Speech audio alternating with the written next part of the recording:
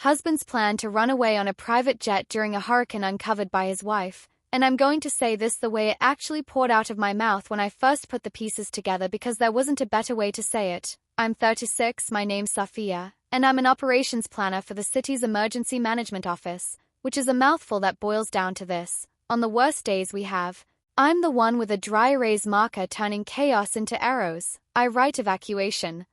Timing against wind fields, I beg mayors to move curfews half an hour earlier. I pace the EOC with a headset on and a granola bar I'm too busy to unwrap, so you'd think I couldn't be surprised by weather or men anymore. And you'd be wrong on both counts because on Tuesday at 11:14 p.m., 2 days before landfall, I opened a PDF on my laptop that shouldn't have been sent to our office at all and saw my husband's name in a passenger manifest for a 6:40 departure out of Fountain Field with a declared destination on the inland side that happened to be exactly 312 miles away, far enough to be out of the cone, close enough to make a selfish kind of sense, and in the crew notes field somebody had typed wheels up regardless, and I felt something inside me lean. This is going to sound colder than it was. I didn't cry. My body had already spent its tier budget on the day's briefing when the hurricane took a wobble west and I watched the storm surge numbers edge up a foot like the ocean cleared its throat. I sat there with the PDF open and listened to the air conditioner pretend it was doing anything for the heat in the room. Ethan, my husband, snores when he's on his back, which meant I could hear from the bedroom that he was sleeping easily in that shameless way men sleep when their phones are on Do Not Disturb by choice and not because the carrier knocked out their tower. I forwarded the manifest to myself because I am incapable of trusting anything that exists only once, and then I did the thing I always do when a problem arrives out of order. I made a list. Call, FBO manager. Check, runway status. Check, fuel deliveries. Check, TFR window. Ask, why is there a Part 91 departure block after we announced the voluntary ground stop? The list calmed my heart enough that I could stand up. I didn't shake him awake. I walked to the fridge, put my palms on the door the way I do with stubborn drawers, and said out loud to the magnet collection, okay. You should know something about our marriage. It started in weather. We met after a tropical storm that stalled over the city for 4 days like a drunk uncle who won't leave. He was a civil engineer then, all sleeves and optimism, convinced he could persuade concrete to behave better with a better apology. I had a clipboard and a voice I'd trained to land in the middle of panic like a sandbag. We fell in love in the way people do when they are both exhausted and relieved at the same time. He said he loved how I turned fear into schedules. I loved how he moved chairs without asking when we walked into a mess. I loved how he said we about my job. I loved until loving it out loud felt like tempting fate. Things got complicated the year his firm landed a contract with a man I won't name, the kind of man whose smile makes bankers feel like they're wearing the wrong shoes. Projects moved inland. Meetings moved to rooms with glass walls where the views do your thinking for you. Ethan started talking about runway load ratings at dinner without connecting that I know everything about runways no one's supposed to say out loud. He got air in his blood and he liked it. He started keeping an overnight bag for work. I didn't take attendance. If you've ever watched a river rise, you know the most dangerous part isn't the loud water, it's the quiet creep up the bank while you're still tying your sandbags. The manifest wasn't supposed to come to me. It came because one of our analysts, Rowan, cross-references anything that touches infrastructure with hazard windows, and the charter company had filed a ridiculous blanket exemption request for essential asset relocation. Rowe tagged it for my queue because there are only 6 of us who can tell a real exemption from a vibe. I opened it because I open everything. There it was, tail number, departure time, passengers, E. Jameson +1. No last name on the second person. In remarks, use gate B 2 hours early to avoid media. Media? Of course. A hurricane is just a mirror for people who think their reflection is weatherproof. I called Fountain Field's night manager. I love her because she's mean to anyone who deserves it and gentle to anyone who shows up with a good reason. June, I said. It's Saf. She sighed a familiar sigh into the phone. I know why you're calling, she said. They've been buzzing all day. Charter pilots strutting around in boat shoes making jokes about tailwinds. I told them the only tailwind they're catching is if the devil sneezes. I need to see the gate schedule, I said. You can't, she said reflexively. I know, I said. I still need it. She paused. We're reckless and regardless at 6:40, she said, reading the nickname the crew typed and not even trying to hide her disgust. Who's the plus one, I asked. I'm not supposed to say names, she said, but I'll tell you their luggage is monogrammed with a letter that comes late in the alphabet. I didn't ask more because I remembered the night 2 months ago when Ethan told me he had to stay late, and I watched a video in the morning of a woman at a fundraiser touching his arm with the proprietary intimacy of someone who isn't practicing. You don't need to read the whole book to know the genre. I could have confronted him at 11:30 p.m. in our hallway with the hall light making unkind shadows. I could have picked a fight that would end in one of us on the couch and the other staring at the ceiling inventing punishments. I went to the EOC instead. If my marriage was going to break, it wasn't going to take the night shift with it. We were on skeleton crew. Monitor's sleep glowed, the kind of blue that makes you feel watched by distant fish. I checked surge models, up another 8 inches in the bay. I checked the evacuation routes, already some idiots posting videos of themselves doing donuts on the outbound. I checked shelters, staffing thin, but the school district promised more. It helps to hold the city in your hands when your house is a question mark. Around 2 a.m., I pulled the airport's NOTAM list. A fresh one had posted, no departures with passenger counts above 8 from 0600 to 2000 due to resource prioritization. Good. That rule didn't arrive from on high. We begged for it because people will try to leave a flood during a squall and pretend the airplane is a guilt exemption. I screenshotted it and sent it to June anyway. She wrote back, "Bless your stubborn heart." At 3:20 a.m. Ethan texted me, "You coming home?" I stared at the bubble forever. I wrote, "You flying out at 6:40? He didn't answer. Then, "Let's talk in person."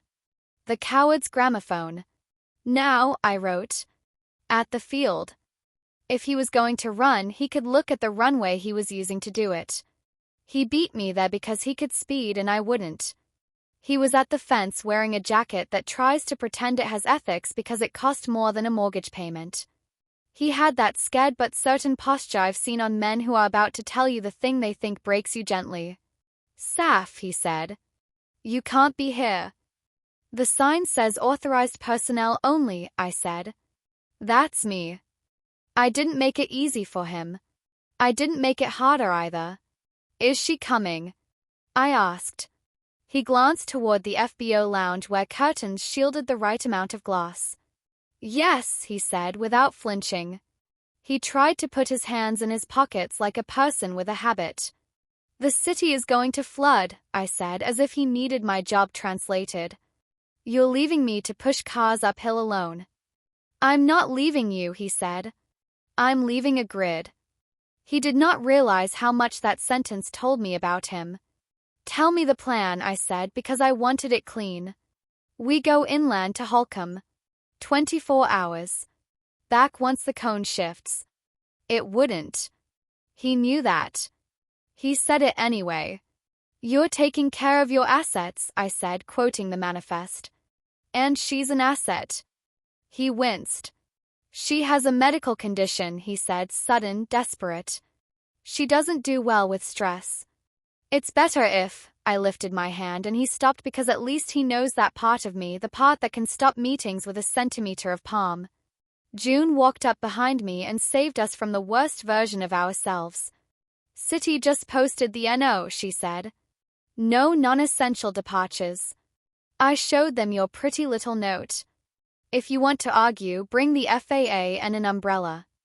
He stared at her. She stared back with the benevolent disdain of a woman who's kept men alive long enough to make them wish they'd never said something out loud. "We'll get a waiver," he said. "You won't," she said. "Because your wife is going to make sure the word precedent gets whispered near the right ears." She winked at me without moving either eyelid. "Let's talk somewhere not in front of your accomplice," I said softly. He led me to a corner of the lounge where a humming refrigerator kept the expensive water cold. Behind the glass, a woman stood with her back to us. Hair perfect, suitcase better. I didn't want to learn the sound of her laugh. I faced away from the window and watched my own reflection ground and return. I didn't tell you because I knew you would say it was wrong, he said, like he was offering me a compliment. That's usually when you tell people things, I said. When you know they won't like them, not after. He ran a hand through his hair. He looked like the man I married and like a Photoshop version of that man too, high contrast, less honest. You haven't slept, he said. You get mean when you haven't slept. I get precise, I said. He reached for my hand.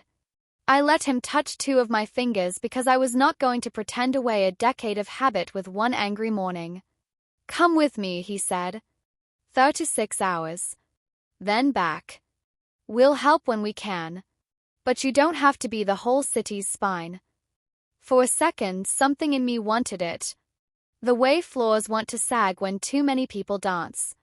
I pictured it, the runway streaming past, the storm like a gray plate cloche over everything, the ridiculous comfort of leather seats and bad coffee, the relief of being somewhere I could remove my headset and lay down the dry erase marker and sleep while wind yelled other names. The picture was so vivid it embarrassed me. There's a rule about leaving the post you volunteered to stand, I said. You don't do it because someone else chooses you softer pillows. He closed his eyes for a second, then nodded in that way that says I know you, I know this won't work, I hoped for one reckless miracle anyway. He turned to go back to her. I said his name. He stopped, waited. Who are you if you board that plane? I asked, which sounds theatrical, but it wasn't. It was the most domestic question I've ever asked him. He half smiled in that maddening, dear way. The guy who takes care of what he can, he said. He meant it. He believed it. He walked away. I could have stood there and watched them go. I didn't. I went to the operations desk and asked for the pilot. You know the look pilots get when you speak to them like they're responsible for a town and not just a flight? It's a very human thing, a flinch, a squaring, a 5-degree tilt of the head that says you're either about to compliment or indict them. I didn't do either. I asked for the weight and balance sheet. He showed me out of reflex. I put my finger where the fuel reserve numbers wouldn't meet my officer's threshold for "don't be an idiot," and then I said, "We're about to change your passenger load." It was 5:07 a.m. by then. The horizon did that pale betrayal it does right before storms, when morning pretends it has any say whatsoever. I called the shelter coordinator at Garfield High. We're short 2 transports for mobility-impaired evacuees, she said, voice raw. The nursing home bus isn't coming. I looked at the sleek jet closing its own bags. The inside of me made a fist and then opened and then made one again. I have a plane, I said. I don't yet have permission. I have stubbornness.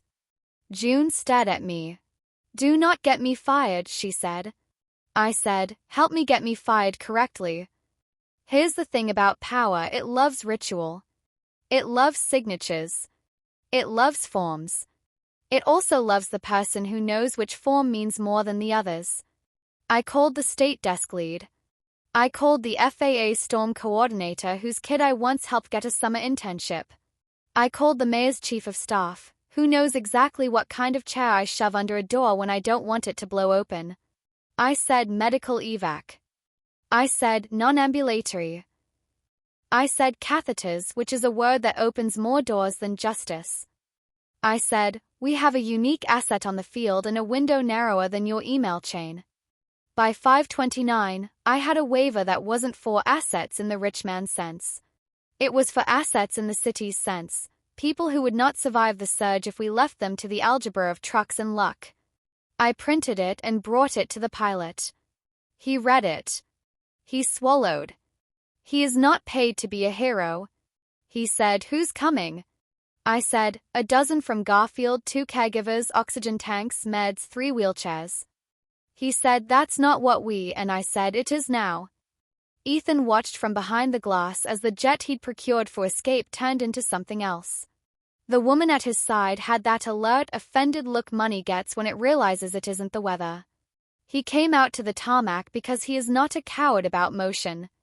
What are you doing? He asked, not angry, bewildered, as if I'd rearranged furniture he'd built into the wall. Your plane is doing a lift, I said. After that it can do whatever you want that isn't illegal. He looked at the pilot. The pilot looked at the waiver. The ground crew looked at June. June looked at me. It looked like mutiny. It was just logistics. There's a particular energy to an airport that is half emergency, half theater. When the vans from the shelter rolled up, everything snapped into honest. Helpers help. Doubters doubt in quieter tones. The caregivers moved like professionals who knew their own war better than any of us. Ethan stepped forward on instinct when a gurney's wheel caught a lip at the hangar door, and I watched his hands remember something, how to lift in a way that doesn't hurt a small body further. He caught my eye over the head of a man wrapped in a blanket. He didn't smile. He didn't ask for anything. The look carried 10 years across the tarmac. We loaded 12. The jet swallowed them with an elegance that felt obscene and necessary at once. The woman with the monogrammed bag stood to the side and did not say anything mean. To her credit, she fetched an extra blanket and tucked it around the legs of a woman whose veins have known too much guessing from nurses. "We'll do 2 runs if we can," I said to the pilot. He nodded, checking the weight again, doing math with throat and eyes. At 6:11, the first thundershower we'd been promised sent a curtain across the far end of the field. Wind arrived with opinions. The hurricane itself wouldn't be here until night, but its cousins were early and loud. The pilot did his checklist out loud like a prayer. The jet taxied. The runway hummed its low note. I put my hand on the fence and pressed because sometimes touch is the only ritual you get. They lifted. It wasn't beautiful. It was dutiful. I cried then, stinging, almost angry tears, because the sound of an aircraft leaving with the right humans on it is the sound of a hinge refusing to rust. They came back 90 minutes later with the pilot's jaw doing the little tremble pilots get when something didn't go wrong but could have. We loaded 8 more. It wasn't enough. It never is. The mayor texted me 3 words I'll keep for the drawer where I keep my better days. Proud of you. I showed it to June. She nodded like I'd brought her a good tomato. I haven't told you what happened with Ethan because I've been telling you what happened with the city, and in my head those 2 stories occupy the same room and fight for oxygen. After the second lift left, the wind got busy and the field shut for anything that didn't rhyme with helicopter. We stood under the wings of a different plane and watched the squall curtain erase buildings we know by heart. He said, "You used my plan to do something good." I said, "I used a tool that would otherwise have been a sin." He flinched like the word had edges. "Come with us," he said again, softer. "When we take the 3rd run." I shook my head. "I'm on water rescue check-ins at noon. I promised Mrs. Dominguez I'd call her every hour because her husband's in a shelter in a different zip." He rubbed his eyes. "You can't save this whole place." "I know," I said. "But I cannot abandon it." He didn't argue. He didn't know how to yet. We didn't collapse into each other in the rain and decide to start over. We did not break up on the spot. We did a 3rd lift at 1:30 p.m. during a lull that tasted like tungsten. He carried 2 bags of meds. The woman with the monogram got on that time, sat next to a woman who talked to her the entire trip about great-grandchildren and recipes and the weather, and if there's justice in the universe, and I think there is, just badly scheduled, some of it rubbed off. When the jet came back the last time, it came back to a field already making decisions for us. The airport shut for the duration. The hangars groaned like ships. The storm reached a hand over the mouth of the coast and taught it quiet. He didn't leave that day. He didn't leave the next. He slept on our couch, useless and useful in little spurts, folding towels at the shelter when someone asked, refilling coffee at the EOC without being told. He watched me be my job, which is both the best and worst way to know me. He didn't ask me for tenderness. He didn't deserve it yet, and he knew it. He gave it to other people who did. After the eye and the back half and the long sigh of rain that always pretends it's done 3 hours before it's done, we walked our block and called our neighbors by names we had to relearn because this is what storms do. They erase casual acquaintance and replace it with inventory. He fixed Mrs. Lee's porch step like a husband who just remembered what his hands are for. I made a list on a clipboard that ran out of paper. We slept next to each other once by accident on cots in the school gym, and in the morning he said, "Do you still love me?" without any of the vanity that sentence usually drags behind it. I said, "I love you in a way that won't help us if we pretend we're the people we were last year." He nodded. We wiped down tables. We called shelters. We went on. We separated 3 weeks later in a kitchen that smelled like mold and bleach. No shouting. No ceremony.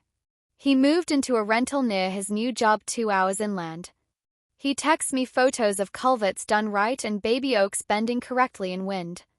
I send him photos of sunrise over the bay when it decides it still wants to be pretty. We're kind in the way people can be when they share 10 years and a hurricane and a plane. You want to know if he married her? He didn't. Not yet. Maybe never. I wish her good soup and less fear. I wish her a better way of leaving a city than flying above the people who make it. The jet company sent a card. The kind with 3 signatures and 0 handwriting. June stuck it to the EOC fridge with a magnet in the shape of a fish. The pilot sent me an email from his personal account that said, "Never did anything like that before. Slept better than I have in months." I kept that one where I keep the mayor's text and a newspaper article that called me a city official. I don't love the phrase. I like woman with a list. If you're wondering whether I regret rerouting one man's evacuation into 3 dozen strangers' escape, I don't.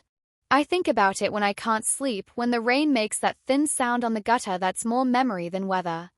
I think about how tools want uses better than the ones we give them.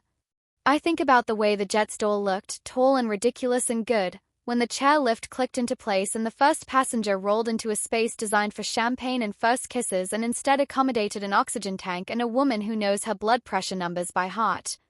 I'm still at the office with the dry erase markers. I still walk the EOC like a metronome. I still call the airport at odd hours and hear June say, "What?" like a blessing.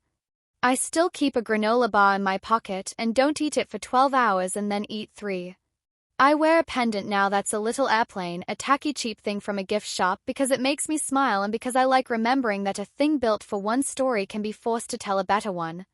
If your person ever asks you to leave with them during the bad part so you can be safe while other people are not, there isn't one right answer. I think there are 1,000 almost right answers that braid together into the one you can sleep with. Mine was to stay and make the leaving mean something.